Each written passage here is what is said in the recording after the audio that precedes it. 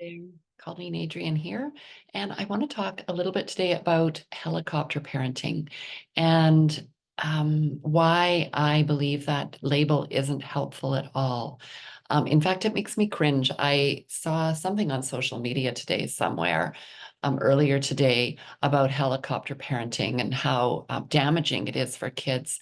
And honestly, it felt heartbreaking to listen to it because I believe that it's a label that when it's used to describe how parents are parenting, I don't think that it helps them. And in fact, I think it actually judges them.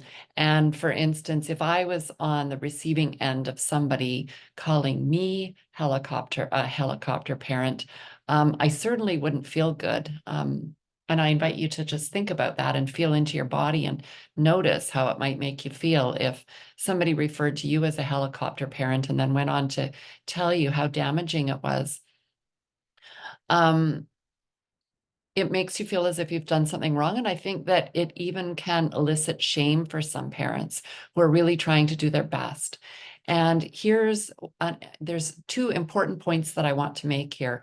And the first one is that it ignores the real experience of what is going on with a parent.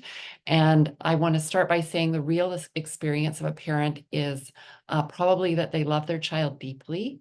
Um, I think in all cases where parents are really watching vigilantly and they're, doing their best to really pay attention to the details, I think it's fair to say that they love their child deeply and they're really trying to be the best parent they can be. So the label helicopter parent ignores that. The second thing that I think really gets missed when we use that label is that even though that parent may be vigilant, and I'm going to talk about nervous system regulation here. I'm going to describe what I see through a nervous system regulation lens. So when somebody is quite vigilant, when a parent is quite vigilant about what's going on with their child, they may have a little bit of hypervigilance in their nervous system in general because of past experiences where they experienced a lack of a lack of emotional safety themselves. And when that happens, we tend to be a little bit hypervigilant in relationship. And I'm speaking here from my observations and also from my personal experience of having been a fairly hypervigilant parent at times. So when we've had those experiences in our past, we are vigilant in many areas, and it might include your work, lots of attention to detail. There might be some anxiety that you notice as a parent, or there might be some perfectionism, which again is a real focus on detail and a bit of hypervigilance. It can serve us well in some areas, and there are times when it's maybe less supportive than it could be in our parenting.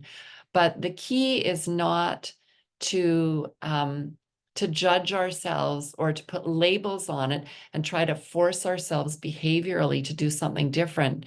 The key is to do our best to get curious about what's going on in our system, and learn how to offer soothing to ourselves. One of the best things that I've found for supporting myself with that, and I do that work with clients, is somatic work, because that can help to update the imprints in the nervous system.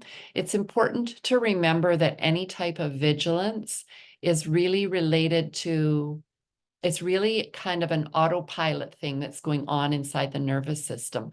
It's almost like your baseline nervous system has been reset to a little bit of a hypervigilance setting. And anytime you're in relationship or you're looking on to your children and you love them deeply, you may tend to be a little bit more vigilant.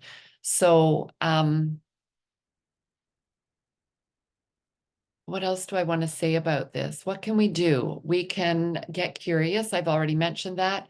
We can notice our children's response. Sometimes our really spirited kids, when we're a little bit hypervigilant, will actually just say, no, stop that. I don't want help with that, or I don't need that. And that can be an opportunity to kind of check on what's going on in your system and notice whether it's actually easy for you to pull back or not. If it's not easy to pull back, there may be, a little bit of your own anxiety that's getting triggered, and that could be explored. So I have lots more I could say about this. In the interest of keeping it, the video a reasonable length, I will just finish by saying doing a little bit of healing work of any kind can potentially be helpful. There's lots of things that support the nervous system to relax. And again, somatic work or something that's trauma informed will probably be the most helpful in terms of updating the nervous system imprint.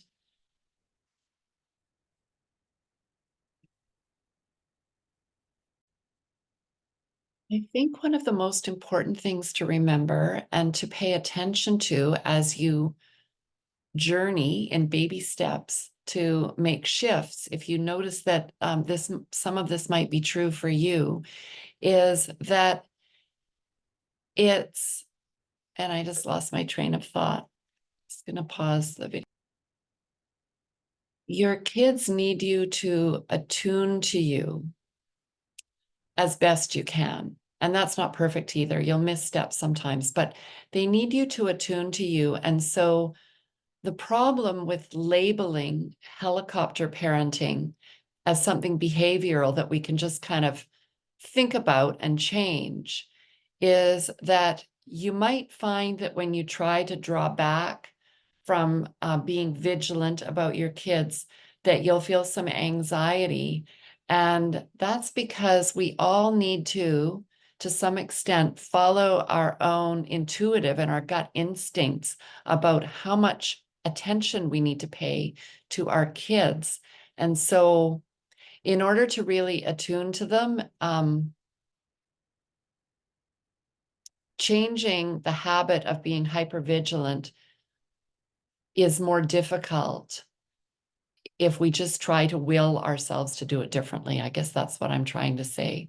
So I hope that's clear. If you have questions or experiences with this, pop them in down below. I love to hear from you. Thank you for listening, as always.